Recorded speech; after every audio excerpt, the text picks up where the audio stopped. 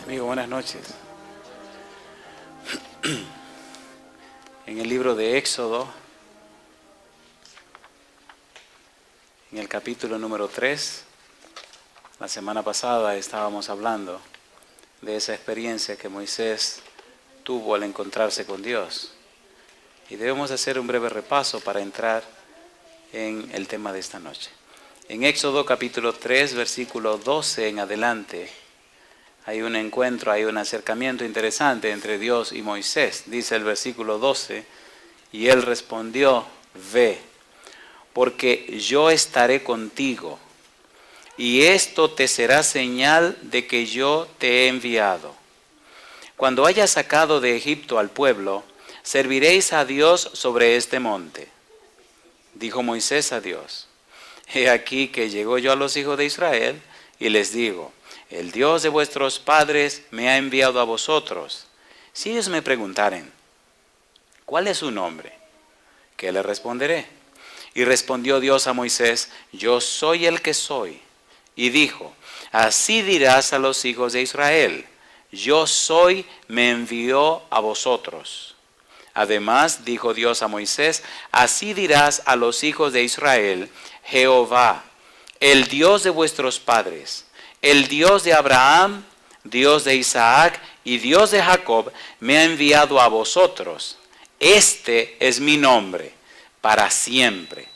Con él se me recordará por todos los siglos. ¿Podemos estar en pie para orar? Querido Padre Celestial, acompáñenos, cuídenos, protéjanos y diríjanos, Señor. Permítanos en esta hora comprender su palabra y recibirla conforme a su voluntad. Señor, que su Espíritu Santo nos hable a través de ella, que su gracia nos asista, que ningún ruido haya en nuestra mente y que podamos comprenderla real y verdaderamente. Que esa comprensión se traduzca en una vida más santa, una vida más pura, una vida más humilde. Que en nosotros se refleje y se revele el carácter precioso de Jesús. Señor, guíenos en esta hora, diríjanos paso a paso. Lo pedimos en el nombre santo de Jesús. Amén. ¿Qué significa yo soy? ¿Qué quiere decir Dios cuando dice que su nombre es yo soy? Ya hemos dicho algunas cosas en el pasado y solo vamos a hacer algunas precisiones para comenzar el tema de esta noche. Yo soy envuelve más que una definición filosófica, más que de una definición semántica, más que una definición etimológica, más que una definición de un concepto, encierra una definición relacional, una definición práctica, una definición pragmática, una definición oportuna, una definición no solamente de un nombre, sino de lo que una persona divina puede hacer y es capaz de hacer. Yo soy trasciende el simple hecho de ser una variante de un verbo ser en hebreo.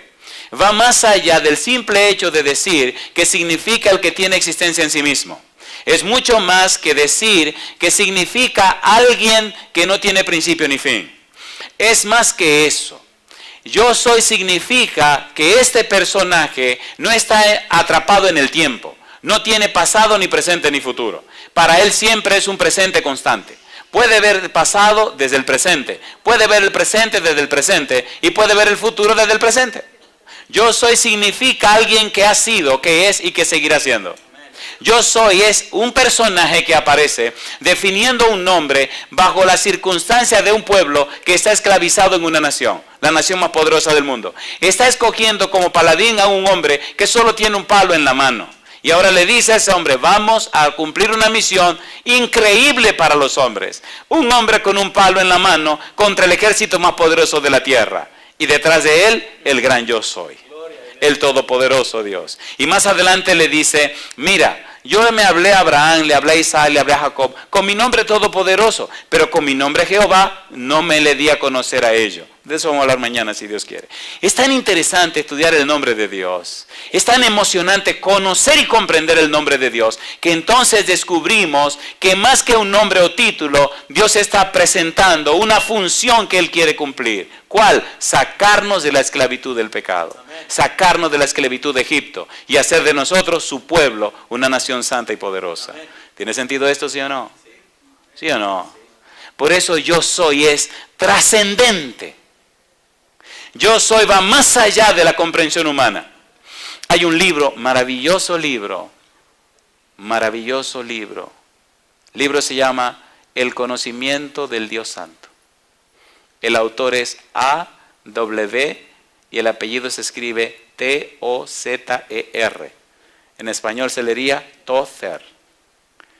Ese es un libro pequeñito, pero es algo maravilloso. El libro intenta presentar a los cristianos una idea más o menos clara del Dios que dicen creer. Porque, dice el autor del libro, nuestra vida, nuestro cristianismo, nuestra experiencia quedará determinada por el concepto que tenemos de Dios. En nuestra vida reflejamos lo que creemos acerca de Dios, cómo definimos a Dios. Nuestra vida refleja, en realidad, nuestra creencia con relación a Dios. ¿Se entiende, por favor? De allí la importancia de estos estudios. Luego les voy a decir más de lo que dice ese libro, pero yo quisiera seguir aquí con la Biblia. Vamos a seguir trabajando con la Biblia. En el libro de el libro de Éxodo capítulo 3, entonces Moisés presenta su experiencia con Dios y en esta entrevista. Hay una cita que quiero leer para ustedes, está en el manuscrito 5A de 1895. Escuche qué cosa linda. Yo soy significa una presencia eterna. ¿Una presencia cómo? Eterna. El pasado, el presente y el futuro son todos iguales para Dios. Él ve los acontecimientos más remotos, tanto de la historia del pasado como del futuro muy distante, con una visión tan clara como nosotros vemos lo que sucede diariamente. ¿Qué cosa hace Dios? Él ve el pasado, pero también los acontecimientos del futuro en una forma tan meridiana y tan clara como si estuvieran pasando ahora mismo. Él no está atrapado en el tiempo. Dios está fuera del tiempo, porque el tiempo es un espacio que se abrió con el pecado. Dios está en la eternidad y habita en la eternidad. Se hizo hombre para entrar en nuestro tiempo, en nuestro espacio. Gálatas 4:4 dice, mas venido el cumplimiento del tiempo, Dios envió a su Hijo. ¿Vino Cristo en el tiempo? Sí. Vino Cristo en el tiempo. ¿Se sometió a este tiempo? Sí. ¿Vivió 30 y tantos años con nosotros? Sí, Señor, y cumplió su misión. Y luego se salió de aquí y regresó donde Él estaba antes, para interceder por nosotros. Somos tan favorecidos. Somos tan privilegiados, pero no entendemos nuestros privilegios porque no tomamos tiempo para conocer a nuestro Dios. Si le conociéramos, qué distinta sería nuestra vida. Si lo entendiéramos, qué diferentes seríamos. ¿Qué dice Romanos 8:32? El que no escatimó ni aun a su propio Hijo, sino que lo entregó por todos nosotros. Pablo pregunta, ¿cómo no nos dará juntamente con Él cuánto? ¿Verdad que nos hace falta entender ese versículo? ¿Sí o no? ¿Cuál es el problema? No conocemos a Dios. Mi pueblo se perdió por falta de ¿qué?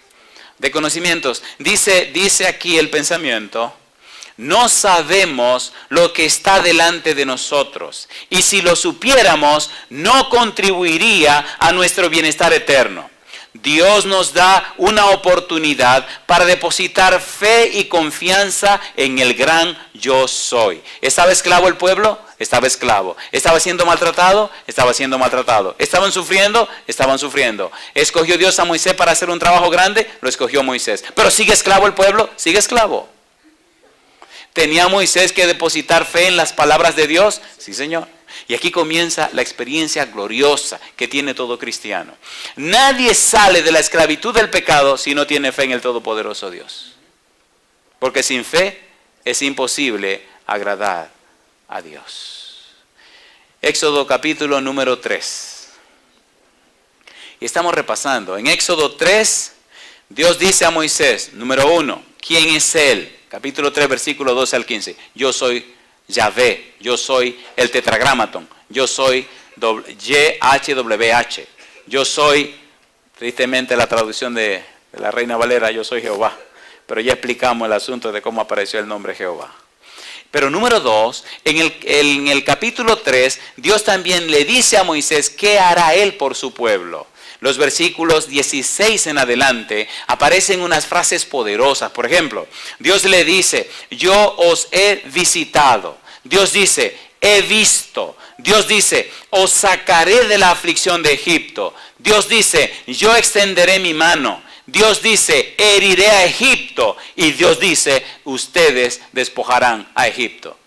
Le dice quién es él a Moisés y qué él hará en beneficio de su pueblo.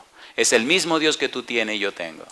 Es el mismo Jehová, es el mismo Yahvé, es el mismo yo soy el que soy. No estamos solo ni huérfanos.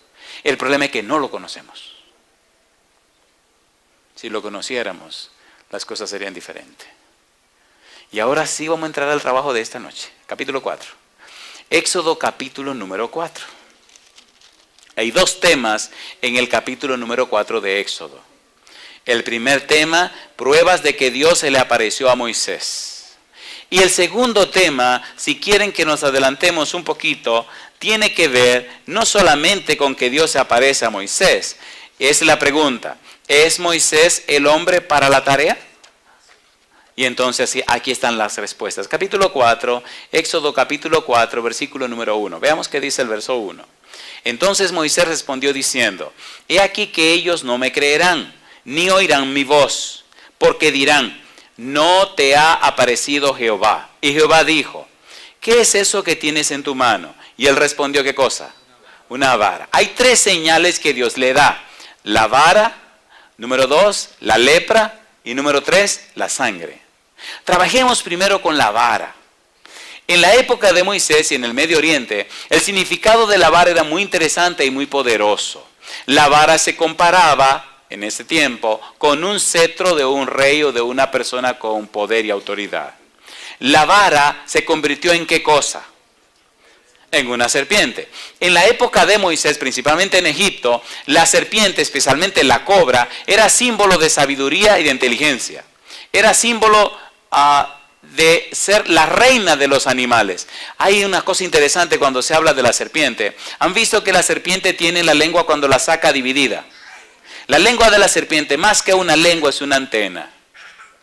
La serpiente tiene una computadora tan sofisticada en su cerebro que es capaz de detectar a 2 kilómetros o a 1,5 millas o más la presa que quiere tener. Cuando saca la lengua, la antenita sale para tomar información del medio ambiente, la temperatura, etcétera, etcétera, y cuando entra la lengua, recibe la información. En la antigüedad, algunos escritores dicen, en relación a la serpiente, lo siguiente. La serpiente era considerada como un símbolo de sabiduría y conocimiento. Los egipcios a menudo adoraban a la serpiente, y las cobras eran un símbolo de la realeza. Versículo 17, capítulo 4, mire lo que le dice Dios a Moisés. 4:17, y tomarás en tu mano esta vara con la cual, ¿qué cosa? Harás las señales. Y en el versículo 20, mire cómo le llama a la vara. Entonces Moisés tomó su mujer y sus hijos y lo puso sobre un asno y volvió a tierra de Egipto. ¿Y qué dice ahora? Tomó Moisés también, ¿qué cosa? La vara de Dios, ¿dónde? En su mano. La vara significaba entonces realeza, poder y autoridad. Así que ese palo ahora se convierte en un símbolo. Realeza, poder y autoridad. ¿Para qué le hizo Dios resaltar la vara a Moisés? Para decirle, este palo que tú tienes en la mano te dice a ti que yo te estoy enviando. Este palo en tu mano es como un cetro de un rey. Ahora esta vara que tú tenías se convierte en un símbolo mío para decirte a ti que yo soy el todopoderoso Dios que te estoy mandando. Bendito sea el nombre de Dios. ¿Para qué sirve una vara? Para nada. Pero cuando es la vara de Jehová, sirve para todo. ¿Sí o no? ¿Qué tú tienes en la mano? Algunos solo tienen un lapicero. Pues conviértelo en una vara de Dios. Algunos tienen el canto, el don de cantar. Ponlo en las manos de Jehová para que se convierta en una vara de Jehová. Algunos solamente tienen una aguja. Póngale en la mano de Jehová. ¿Qué usted tiene en la mano? Conviértalo en una vara de Jehová. Y usted verá la gloria de Dios usando esa vara. ¿Sí o no? ¿Qué usted tiene en la mano? Usted tiene millones. Póngalo en la mano de Jehová. La lepra. La lepra es un símbolo de juicio. De hecho, Números capítulo 12, versículos 7 al 10, nos traen una historia triste, pero que ilustra bastante bien lo que estamos diciendo. Números capítulo 12, versículos 7 al 10. ¿Se acuerdan de María? Números capítulo 12, versículos 7 en adelante. Dice el verso 7. No así mi siervo Moisés, que es fiel en toda mi casa. Cara a cara hablaré con él, y claramente, y no por figuras, y verá la apariencia de Jehová. ¿Por qué, pues, no tuvisteis temor de hablar contra mi siervo Moisés? Entonces la ira de Jehová se encendió contra ellos y se fue. Y la nube se apartó del tabernáculo, y he aquí que María estaba como leprosa como la nieve, y miró a Aarón a María, y aquí que estaba como leprosa. ¿Quién sabe si esa experiencia de lepra con Moisés era una advertencia de Dios para decirle, mi negro, ponte claro, porque esto es serio lo que vamos a hacer? ¿Los trabajos para Dios son serios o no son serios? ¿Sí o no? Cuando vamos a cumplir una obra, una misión de Dios, ¿deberían tomarlo bien en serio? Entonces, ¿por qué lo tomamos tan relajadamente? ¿Es real Dios? Recuerde, querido, que Dios hace juicio. Si nosotros pensáramos más en lo serio que es Dios y en la seriedad de la obra de Dios, ¿verdad que actuaríamos diferente a como lo hemos hecho últimamente? ¿Sí o no? ¿Iba Moisés a representar a Dios? ¿Venía Moisés a hablar en nombre de Dios? Mire, la cosa se pone tan interesante que llega un punto donde Dios le dice a Moisés, tú vas a hacer el papel de Dios y Aarón va a ser el profeta. Cosa rica. Yo hablo contigo y te digo a ti. Tú le dices a Aarón y Aarón habla. Porque Moisés siempre decía, que se me olvidó el idioma, que no me acuerdo del idioma. Mira, estate tranquilo. Y me gusta más adelante, dice, es como que se medio molestó el Señor. Eso lo vamos a estudiar ahorita en un momento. A mí me gusta Dios. Una pregunta le hago. ¿No notan ustedes a Dios como involucrándose, envolviéndose con la situación del pueblo? ¿Sí o no? Oiga eso, dándole prueba a Moisés de que, para que crean que sí, que yo te mandé. A mí me gusta el Señor. Dios desde su trono alto y sublime desciende para ponerse al nivel del hombre, sin dejar de ser santo, sin dejar de ser puro, sin dejar de ser Dios. Nosotros también podemos involucrarnos con la gente sin dejar de ser puro, sin dejar de ser santo, sin dejar de ser humildes. Jesús lo hizo, ¿sí o no? Se hizo carne y habitó entre nosotros, pero Él no se relajó, mantuvo esa seriedad. Mira lo que dice Hebreos capítulo 1, versículo 8. Ay, la Biblia es tan sabrosa que uno mientras más la estudia, más la saborea. Hebreos 1, 8. Mire qué cosa rica. Siempre me gustó este versículo porque alguna gente piensa que ser consagrado y ser serio es ser aburrido. Y eso no es verdad. Dice el versículo número 8 y el 9. Mas del Hijo dice, tu trono, oh Dios, por el siglo del siglo. ¿Quién es el Hijo? Jesús. ¿Cómo le está llamando? Dios. Cetro de equidad es el cetro de tu reino. Has amado la justicia y aborrecido la maldad, por lo cual te ungió Dios, el Dios tuyo, ¿con qué cosa? Con óleo, con aceite de alegría, más que a tus compañeros. ¿Era aburrido Jesús? No, Señor. Era un tipo contento, alegre, feliz. ¿Sí o no? ¿Sí o no? ¿Cómo debe ser el cristiano? Una persona seria, pero alegre, contento. Oiga, ¿qué aburrimiento es ese? Una cara amarrada, como que se murieron toda la familia. Yo no imagino el cielo así. Perdónenme, a mí no me vengo con ese cuento. Ser serio no significa ser aburrido, con la cara como que se te murió toda la familia. Eso es ser aburrido, eso no es ser cristiano. Un cristiano es una persona, ¿me entiende? Claro, usted no va a andar con todos los dientes al sol siempre, pero se nota que usted tiene una actitud de, ¿me entiende? ¿O no? ¿Sí o no? A mí no me importa en la reunión que esté. Yo me siento feliz porque estoy con mi Señor. Y a veces se me olvida esa cuestión y hasta en los funerales he tenido problemas. Porque ustedes saben, cuando uno le predica a la gente, el muerto siempre queda atrás. ¿O no? Siempre, nunca ponen el muerto adelante para no predicar detrás del muerto. Siempre ponen el muerto atrás, la gente está enfrente. Y como uno pasa todo el tiempo predicándole a mucha gente en diferentes lugares, a uno se le olvida que hay un muerto ahí atrás. Y al rato empieza la gente a reírse. Y entonces uno se da cuenta que el muerto está ahí atrás, compadre. Lo bueno es que hasta los familiares del muerto se ríen. Porque cuando el gozo del Señor llena el ambiente, usted no puede estar aburrido. ¿Sí o no? ¿Sí o no? Y esa es la grandeza y la belleza de esta experiencia. Número 3, la tercera señal que Dios le da a Moisés es que el agua se convierte ¿en qué? En sangre. Ustedes saben que el río Nilo, estoy explicando estos detalles porque van a ser necesarios en el resto de la semana y en el resto del estudio. Estas cosas tienen que estar claras. Mi pregunta, ¿hay un enfrentamiento entre el Dios Todopoderoso llamado Jehová y los dioses de Egipto, sí o no? ¿Hay un enfrentamiento o no hay un enfrentamiento? Número 2, hay un enfrentamiento entre Moisés con un palo en la mano y el faraón de Egipto con un cetro en la mano, ¿sí o no? Hay un enfrentamiento entre Aarón, que es el profeta ahora que está representando a Moisés, y los hechiceros de Egipto, ¿sí o no? Entonces es un enfrentamiento que hay. No es cuestión de sacar esclavos de un país, es pelea entre reinos, entre potestades, Dios contra el diablo. Esto no es cosa de juego. La nación más poderosa Egipto, el ejército más poderoso Egipto, y los hijos de Dios esclavos de Egipto, esclavos de Satanás. Y ahora Jehová viene con un tipo y un palo a sacar el pueblo, a librarlo de Egipto. Pero ¿qué esta ridiculez? Diría la gente. Y Jehová dice, con este tipo y con ese palo voy a sacar mi pueblo de ahí.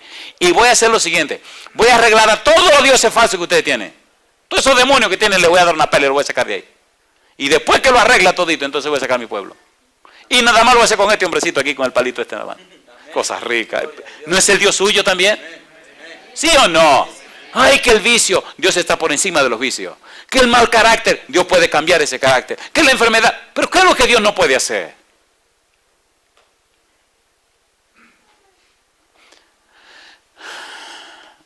Hay un escritor, a mí me gustan mucho los libros. Se han dado cuenta que mientras uno más lee y aprende, como que más se goza la vida. Oigan lo que este señor escribió. Oigan lo que escribió.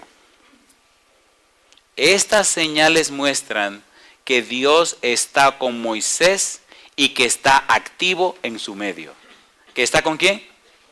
Y que está activo. Y él dice ahora, también simbolizan algo aún más grande, que Jehová es más poderoso que Egipto y que su faraón.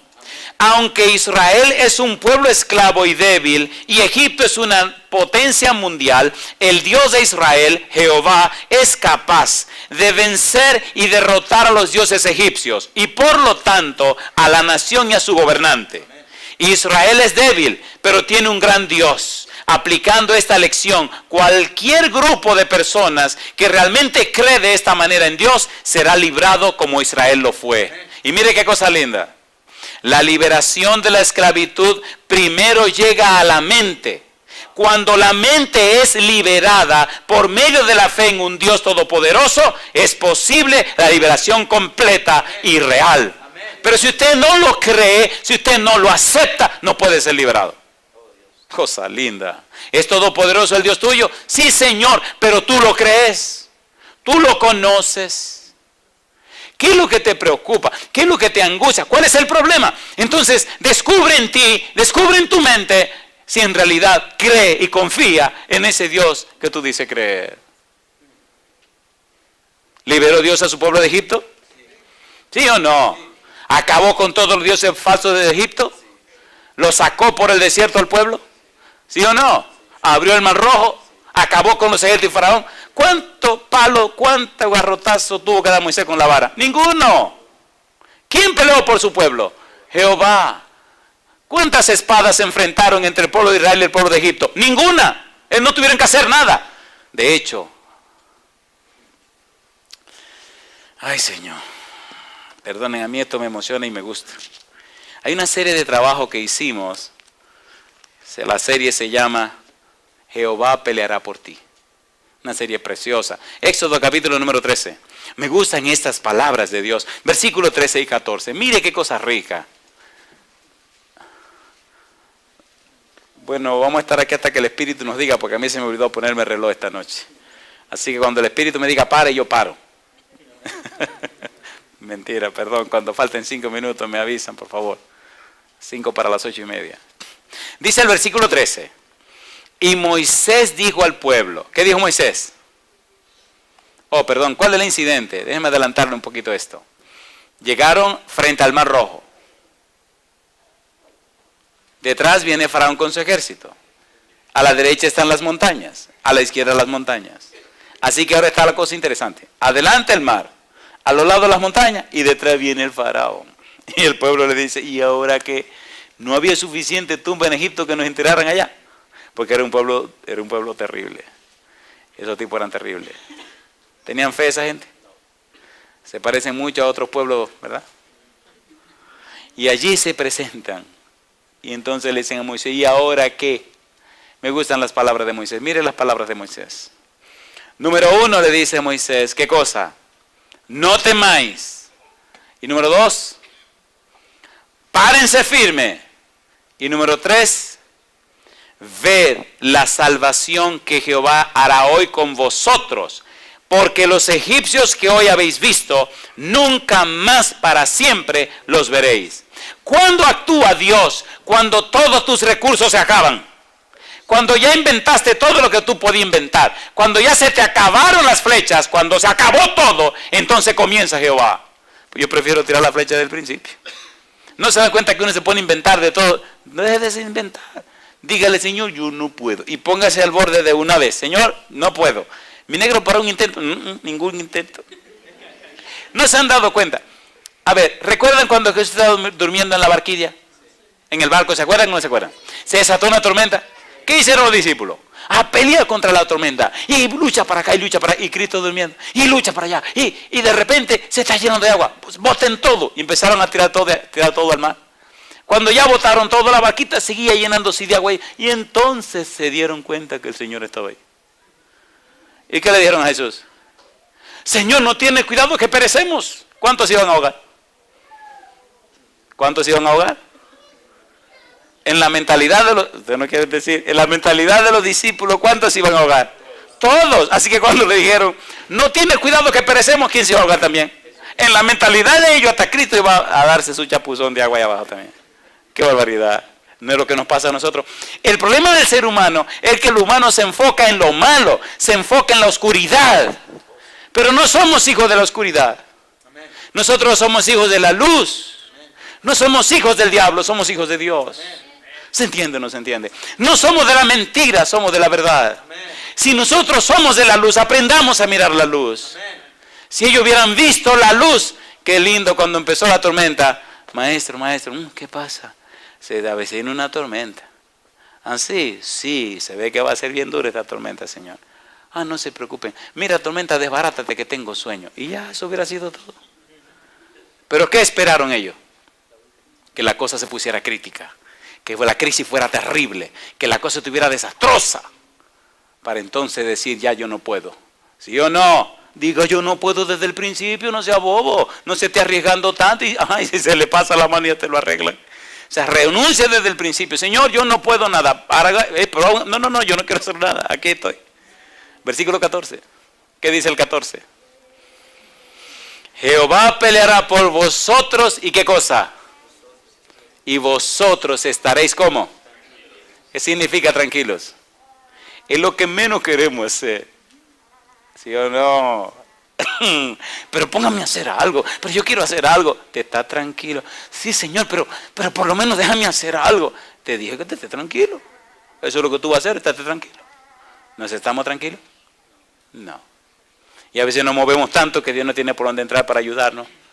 Nos dice, hey, ¿me va a dejar entrar? Señor, espérate, sí, ahora mismo. Señor, ayúdame. Y te muevo para aquí, te muevo para allá. Pero espérate. No, Señor, sí, ven, ayúdame. Y por donde quiera que el Señor va a entrar, tú te... ¿Y qué es esto? Estate tranquilo. ¿Tenía el pueblo que estarse tranquilo frente al mar? ¿Podía hacer algo el pueblo? Nada. Si corría para el mar, se ahogaba. No podía subir la montaña y se echaban para atrás, lo arreglaban los egipcios. Entonces, ¿quiere usted llegar hasta el momento cero para que lo ayuden? No, esté tranquilo ahora. ¿Y qué hizo Dios? Abrió el mar. Dice que vino un fuerte viento oriental y toda la noche caminaron dentro del mar. Me gusta la estrategia militar del Señor.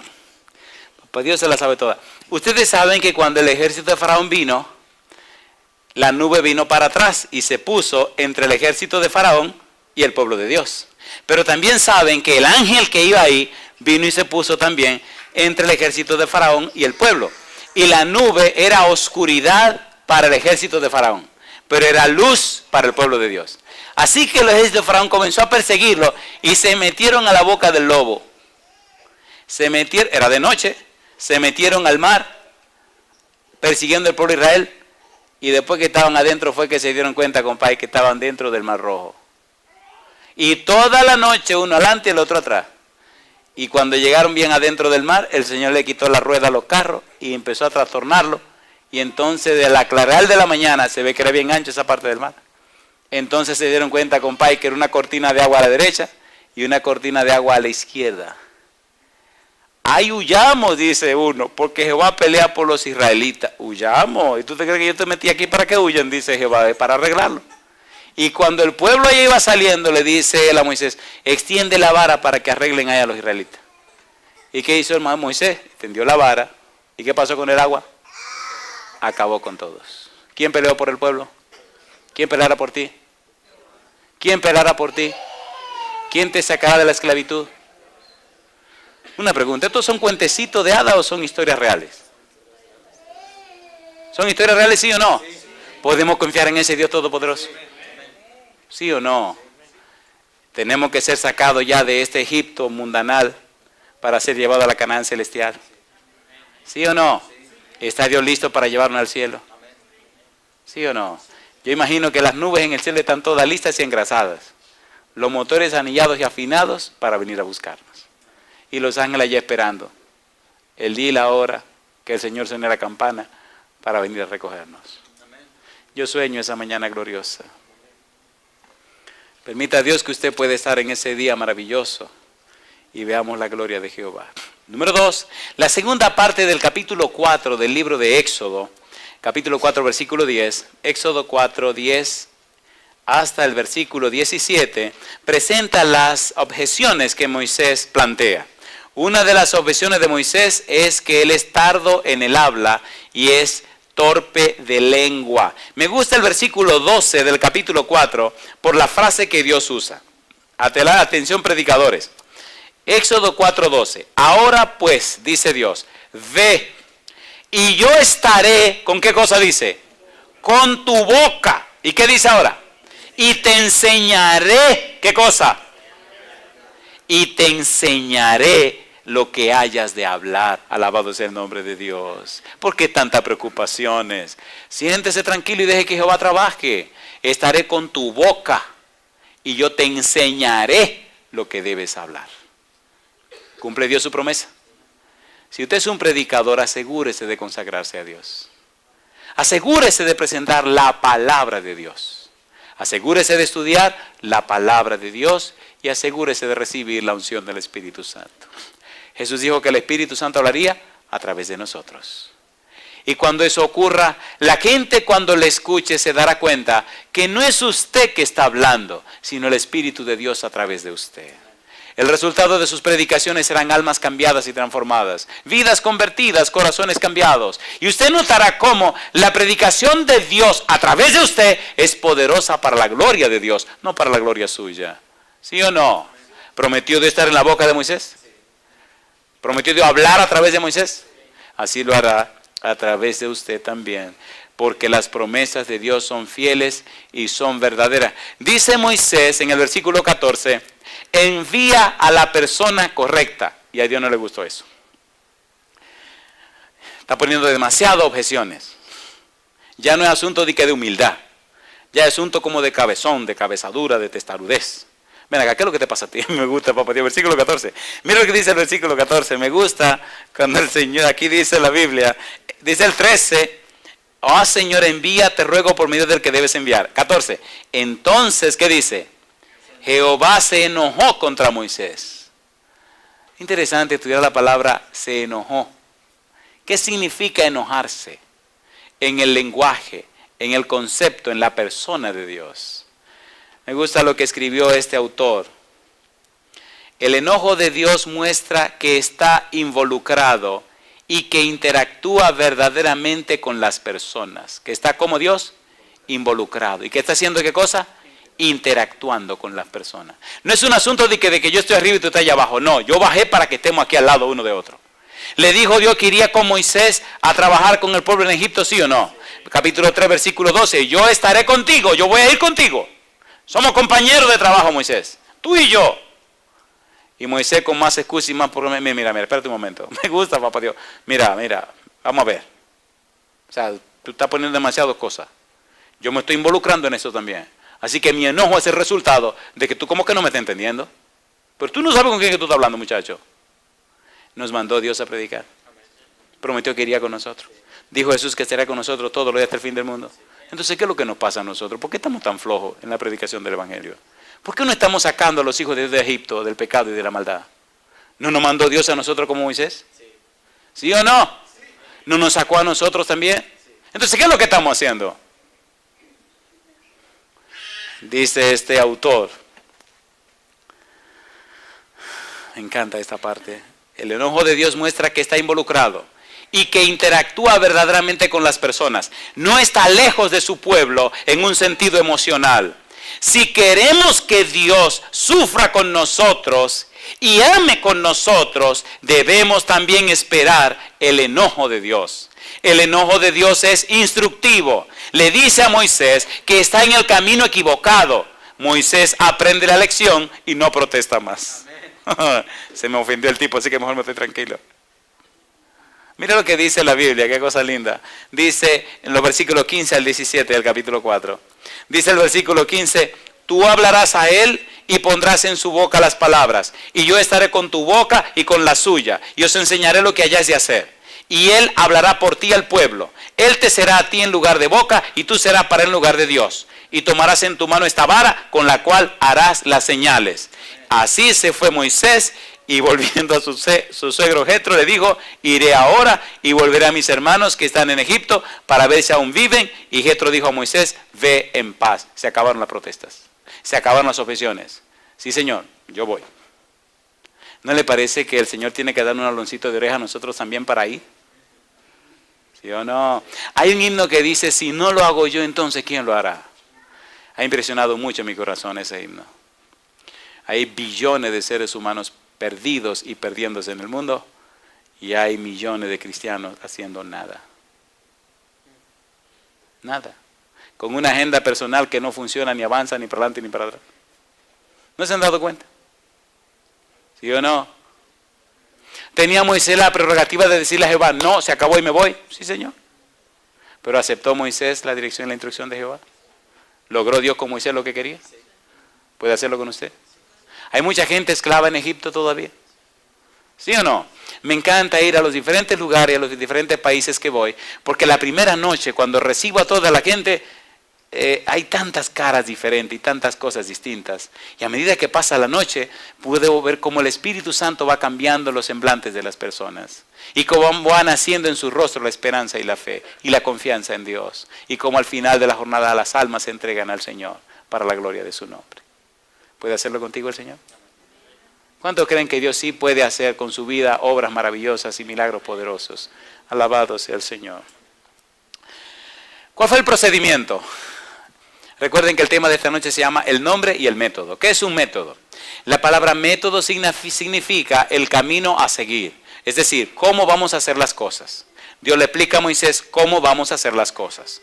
Le dice cómo van a suceder las cosas. Y le dice lo que tiene que hacer. Acabamos de leer que Aarón va a hacer el papel de profeta y Moisés va a hacer el papel de Dios.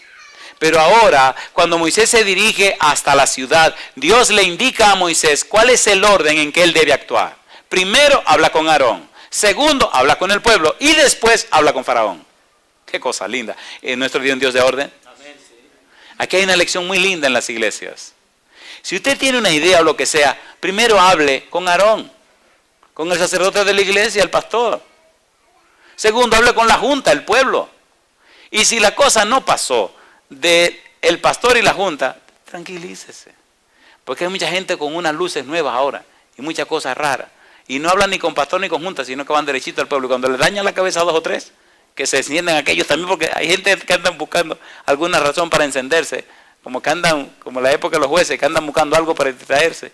Y después que se arma el lío y se descubre que la cosa no era, Entonces queda un grupo como de avergonzados. Sigan el procedimiento. Capítulo 4, mire qué cosa linda. Capítulo 4, versículo 27.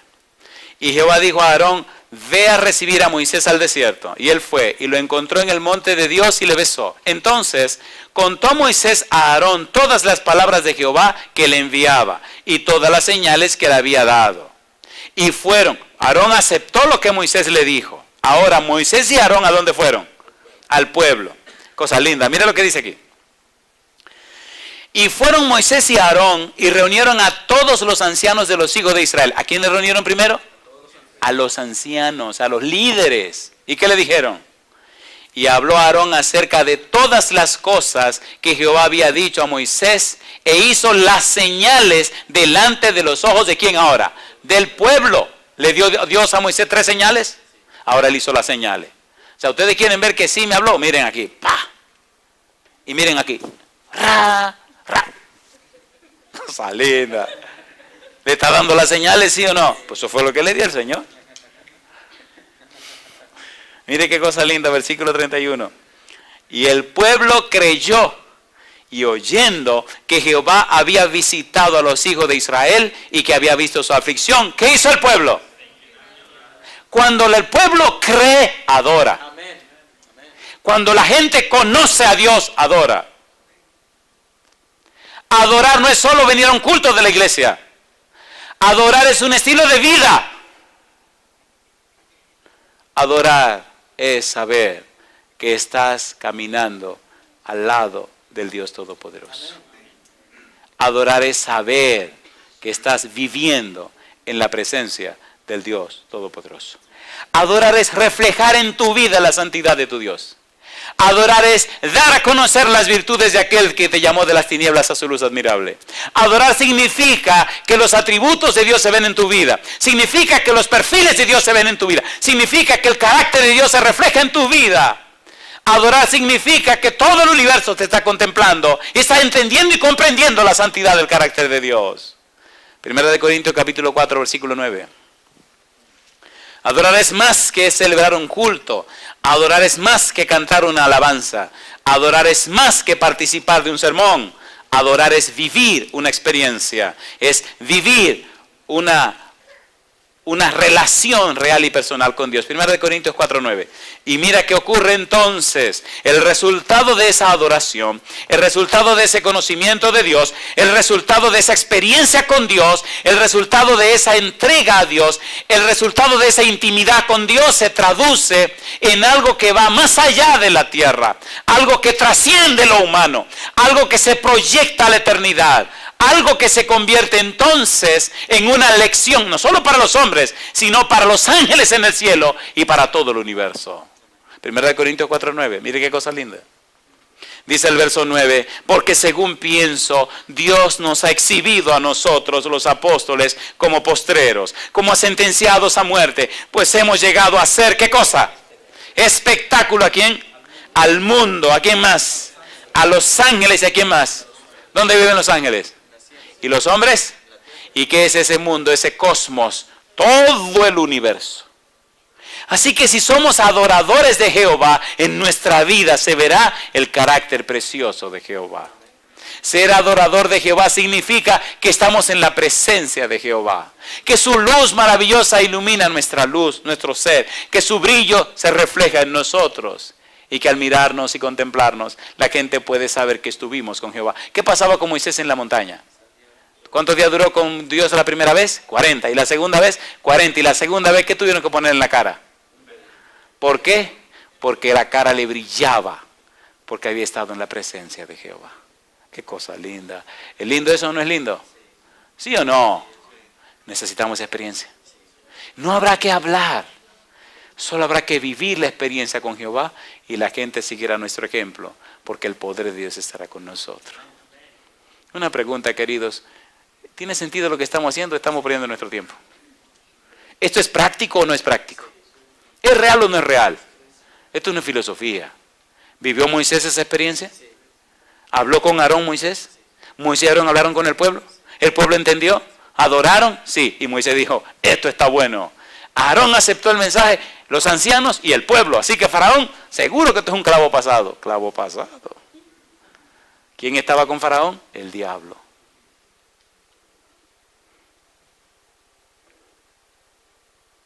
Y como dice en la telenovela, el capítulo de mañana es más interesante. Vamos a dejarlo ahí ahora, que van a tener que hablar con Faraón.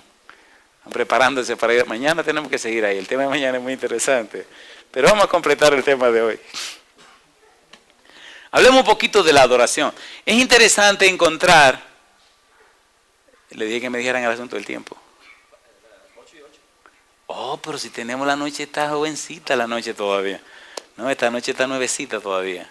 Así que tenemos tiempo hasta mañana. Éxodo capítulo 3, versículo 5. Vamos a ver la importancia de la adoración en el libro. Todo el libro de Éxodo, la trama fundamental del libro es la adoración. ¿Cuál es la trama fundamental? Todo el libro es adoración. Cuando se le acercan a Faraón, ¿qué es lo que le piden a Faraón que el pueblo tiene que hacer? Adorar. Pero mire lo que dice en el capítulo 3, versículo 5. Éxodo 3, 5. Vamos rapidito. Qué bueno, el tiempo ha rendido bastante. Oiga, qué rico. 3:5, dice el 5. Y dijo, no te acerques, ¿qué cosa? Quita tu calzado de tus pies, ¿por qué? Porque el lugar en que tú estás, tierra santa es. ¿Qué significa quitarse los zapatos? Adorar, adorar. ¿Recuerdan lo que le conté de Josué? Cuando se le apareció el príncipe de los ejércitos de Jehová, cuando iban a tomar Jericó, que le dijo, quítate los zapatos. ¿Se acuerdan o no se acuerdan? Josué capítulo 5, versículo 3 en adelante. Así que allí aparece la adoración. Versículo 12. Y él respondió, ve porque yo estaré contigo. Y esto te será por señal de que yo te he enviado. Cuando hayas sacado de Egipto al pueblo, ¿qué dice? Serviréis a Dios sobre este monte. ¿Qué van a hacer en ese monte? Van a venir a adorarme aquí. ¿Cuál es la trama del asunto? La adoración. Capítulo 3, versículo 18. Dice el 18, y oirán tu voz, e irás tú, y los ancianos de Israel, al rey de Egipto, y le diréis, Jehová el Dios de los hebreos nos ha encontrado. Por tanto, nosotros iremos ahora, camino de 3 días por el desierto, para que ofrezcamos sacrificio a Jehová nuestro Dios. ¿Adoración o no? Adoración. ¿Cuál es el mayor empeño de Jehová? Jehová quiere que nosotros le adoremos, pero escuche bien, escúcheme bien, y es lo que el diablo quiere que lo adoren también. Escuche por favor esto que voy a decir. Porque usted adore a Dios, ¿se hace más grandecito Dios? No. Porque usted adore a Dios, ¿recibe algún beneficio? No. Porque usted adore a Dios, ¿hay algo que usted le está dando a Él? No. ¿Quién es el único que se beneficia cuando adora a Dios? Usted. Entonces Dios quiere que le adoremos para Él tener derecho legal sobre nosotros y darnos las bendiciones. Todo ser creado es hecho para adorar.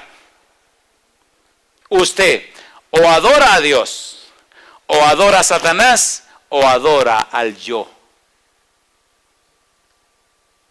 Pero claro, si adora al yo, está adorando a Satanás. Porque el egoísmo es la base del pecado. Y Dios dice, vengan a adorarme. Pero no es porque yo voy a ser más Dios, es porque así ustedes me dan el derecho legal de ser el Dios de ustedes. Y entonces yo puedo defenderlos, puedo bendecirlo, puedo cuidarlo y puedo protegerlo. Yo no necesito nada de ustedes, yo doy todo para ustedes. ¿Por qué no vienen a adorar? Mira lo que dice la Biblia. Capítulo 4, versículo 23. Ya te he dicho que dejes ir a mi hijo para que me sirva, mas no has querido dejar ir. Y aquí yo voy a matar a tu hijo, tu primogénito. Adoración. Capítulo 4, versículo 31. Y el pueblo creyó, y oyendo que Jehová había visitado a los hijos de Israel y que había visto su aflicción, se inclinaron y adoraron. Pero mire qué cosa rica, capítulo 5, versículo 1. Después Moisés y Aarón entraron a la presencia de Faraón y le dijeron, Jehová el Dios de Israel dice así, deja ir a mi pueblo a celebrarme fiesta en el desierto, a adorarme. Toda la trama es la adoración. Capítulo 5, versículo 3. Y ellos dijeron, el Dios de los hebreos nos ha encontrado. Iremos pues ahora, camino de 3 días por el desierto, y ofreceremos sacrificio a Jehová nuestro Dios. ¿Adoración o no? ¿Sí o no? Cuando usted adora a Dios, usted queda bendecido.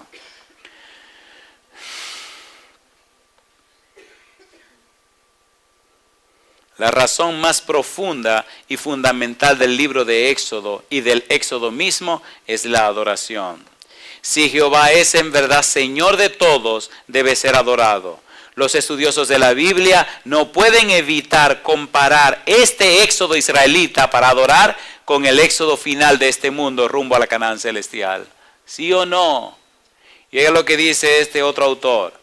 El asunto en juego en el conflicto final también tiene que ver con la adoración.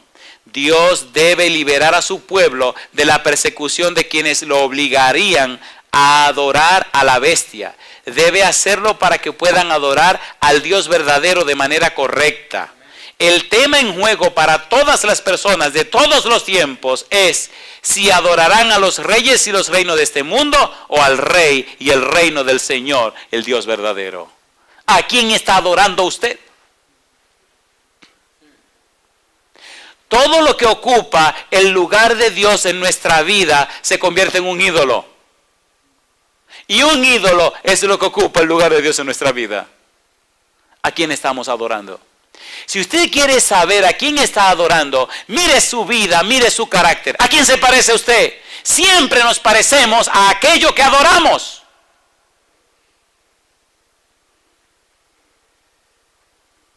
Es imposible adorar a Dios y no reflejar su carácter. Es imposible estar en comunión con Él y no reflejar su belleza. Si estamos adorando a Dios, nuestra vida reflejará que estamos en presencia de Él. ¿Sí o no? ¿Sí o no? Es doloroso y duro la palabra, pero hay que decirla. ¿A quién estás adorando?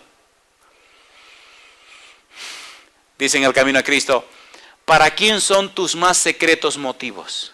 ¿De quién es que más te gusta hablar? Tus más profundos sentimientos, ¿para quién son? Tus mejores horas y tus momentos a solas más hermosos, ¿a quién se lo dedicas?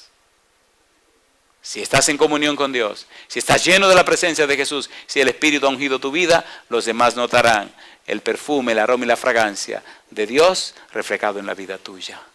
¿Necesitamos esa experiencia? ¿Sí o no? El tema central del Éxodo es la adoración. Y hay más pasajes hermosos, capítulo 7, versículo 16. Capítulo 7, versículo 16. Mire qué cosa rica. Y dije, Jehová el Dios de los hebreos me ha enviado a ti, diciendo, deja ir a mi pueblo para que me sirva en el desierto. Y aquí que hasta ahora no has querido oír. Adoración. Capítulo 8, versículo 1. Entonces Jehová dijo a Moisés, entra a la presencia de Faraón y dile, Jehová ha dicho así, deja ir a mi pueblo para que me sirva. Todo el problema es dejarlo que salgan para que me adoren. Todo el tema es adoración, adoración, adoración. Capítulo 8, versículo 8. Mire qué interesante. Entonces Faraón llamó a Moisés y a Aarón y les dijo, orad a Jehová para que quite las ranas de mí, de mi pueblo, y dejaré ir a tu pueblo para que ofrezca sacrificios a Jehová. Capítulo 8, versículo 20. Jehová dijo a Moisés, levántate de mañana y ponte delante de Faraón. Y aquí que él sale al río y dile, Jehová ha dicho así, deja ir a mi pueblo para que me sirva. Adoración. Capítulo 8, versículo 25. Entonces Faraón llamó a Moisés y a Aarón y les dijo, andad, ofreced sacrificio a vuestro Dios en la tierra. Y Moisés respondió, no conviene que hagamos así, porque ofreceremos a Jehová nuestro Dios la abominación de los egipcios. He aquí, si sacrificáramos la abominación de los egipcios delante de ellos, ¿no nos apedrearían? Camino de 3 días iremos por el desierto y ofreceremos sacrificios a Jehová nuestro Dios, como él nos dirá. Dijo Faraón, yo os dejaré ir para que ofrezcáis sacrificio a Jehová vuestro Dios en el desierto, con tal que no vayáis más lejos, y orad por mí, etcétera, etcétera, etcétera. ¿Adoración? Adoración. ¿Sí o no? Todo el problema de hoy del mundo cristiano es la adoración. Todo el problema cristiano de toda la historia ha sido la adoración. Todo el problema de las iglesias es la adoración. Todo el problema de los hogares es la adoración. Todo el problema del mundo es la adoración. ¿A quién están adorando los cristianos? Es la pregunta. Porque si están adorando a Jehová, entonces tienen el poder de Jehová. Pero ¿cómo se explica que cada vez hay más cristianos en el mundo y el mal tiene más poder?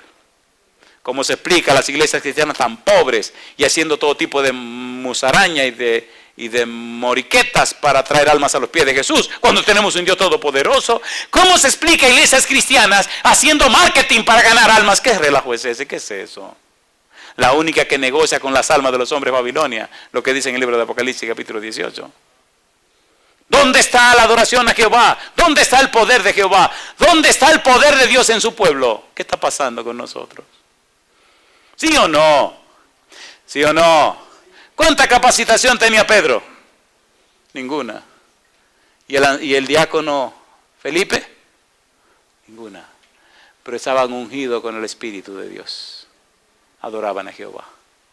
¿A quién está adorando usted? ¿Verdad que el culto familiar ya es una reliquia? Que casi ni se habla de eso. ¿Sí o no? Entonces, ¿cómo podemos tener poder de lo alto si no adoramos a Jehová? Hermanos queridos, ¿entienden lo que estamos haciendo? ¿Sí o no? ¿Tiene sentido esto o no tiene sentido? Mira lo que dice la Biblia. Capítulo 9, versículo 1. Para que vean la adoración en todo el libro. Entonces Jehová dijo a Moisés: entra a la presencia de Faraón y dile: Jehová, el Dios de los hebreos, dice así: deja ir a mi pueblo para que me sirva. Capítulo 10, versículo 8. La misma cosa. Dice el verso 8: y Moisés y Aarón volvieron a ser llamados ante Faraón, el cual les dijo: andad, servid a Jehová vuestro Dios. ¿Quiénes son los que han de ir? Y así sigue hablando el versículo 11, del 23 al 26, capítulo 12, versículo 31, capítulo 16, versículo 22 al 30, capítulo 24, versículo 1 al 12. Pero escuche qué interesante, recuerdan que nos quedamos que Moisés habló con Aarón y lo aceptó, y entonces Moisés y Aarón hablaron con los ancianos y hablaron con el pueblo aceptó, y entonces el pueblo adoró. Está bonita la cosa. En el capítulo 5 la cosa se complica. Ahora Moisés dice: wow, yo no sabía que esto era tan fácil. Mira cómo el pueblo dijo que sí. Y como todos han dicho que sí, ahora no más falta que Faraón diga: sí, cómo no, váyanse. Váyanse. Capítulo 5. Aquí se pone interesante la cosa. Versículo 1 al 3. Éxodo 5, 1 al 3. Y aquí vienen los conflictos que son los que definen la belleza y la santidad de todo este negocio. Dice el versículo 1. Éxodo 5, 1 al 3. Después Moisés y Aarón entraron a la presencia de Faraón y le dijeron: Jehová, el Dios de Israel, dice así: deja ir a mi pueblo a celebrarme fiesta en el desierto.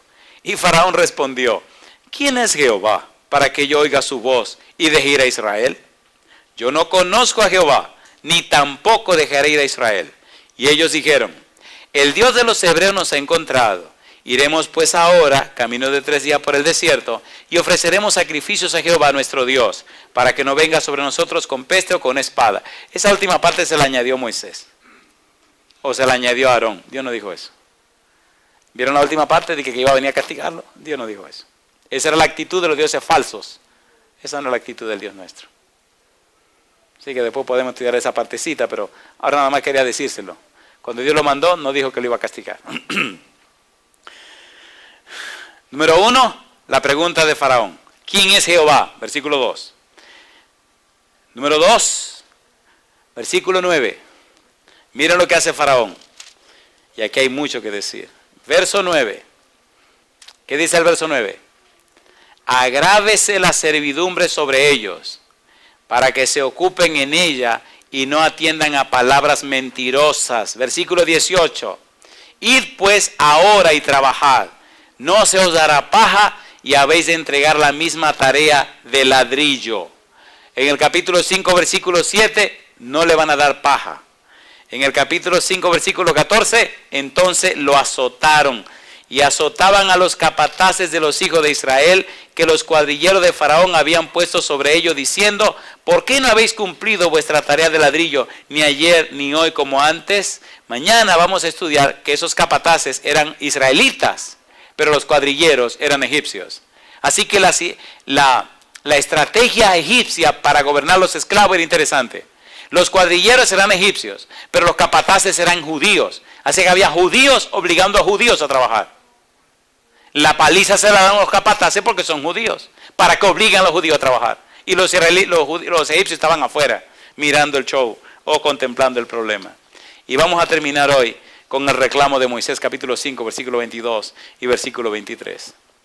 Así que ahora salen los capataces de la presencia de Faraón, apaleados con la paliza que le dieron, con las palabras contrarias de Faraón, y entonces dicen, oye, pero desde que Moisés llegó, la cosa se nos tornó al revés. En lugar de liberación nos están esclavizando más. Esto se está poniendo feo. Versículo 22, entonces Moisés se volvió a Jehová y dijo, Señor, ¿por qué afliges a este pueblo? ¿Para qué me enviaste? Porque desde que yo vine a Faraón para hablarle en tu nombre, ha afligido a este pueblo y tú no has librado a tu pueblo. ¿Está sombría la cosa? ¿Sí o no? ¿Qué va a hacer Jehová entonces? El pueblo gime de dolor porque ahora la esclavitud se la hicieron más pesada. Aarón y Moisés están mal parados delante del pueblo. Los ancianos miran a Aarón y a Moisés como diciendo, usted tiene la culpa que la cosa se nos complicara más. Y ahora Moisés le dice a Jehová, oye Señor, ¿y qué es lo que tú estás haciendo? La pregunta es, ¿qué hará Jehová? Continuará. Ese será el capítulo de mañana. ¿Qué hará Jehová? Yo termino con una pregunta, sinceramente.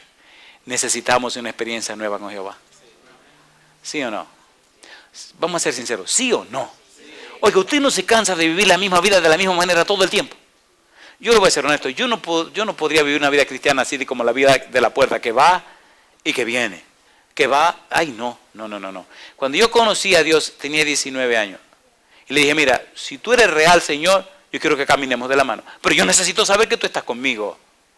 Ya pasaron 29 años y yo sé que Dios está conmigo. He visto maravillas y cosas maravillosas que Él hace. ¿Le gustaría a usted que Dios se revelara en su vida? ¿A cuánto le gustaría? Usted se debe ponerse en pie para que terminemos con una oración. Mañana voy a comenzar hablándole de lo que es el efecto mariposa. ¿El efecto qué? Mariposa. Y mañana le voy a decir un secretito del Señor en la vida de los cristianos. ¿Se han dado cuenta que cuando va a amanecer se pone más oscuro? ¿Sí o no? ¿No se han dado cuenta de eso? Cuando va a amanecer se pone más oscuro. Y eso es un detalle muy interesante para nosotros. En el capítulo 6 aparece una palabra que es clave. Me gusta. Esa palabra es clave. Cuando la cosa se tranca, entonces Jehová dice, ahora vamos a trabajar. Me gusta cuando dice, ahora. Usted se atreve a ponerse en la mano de Dios.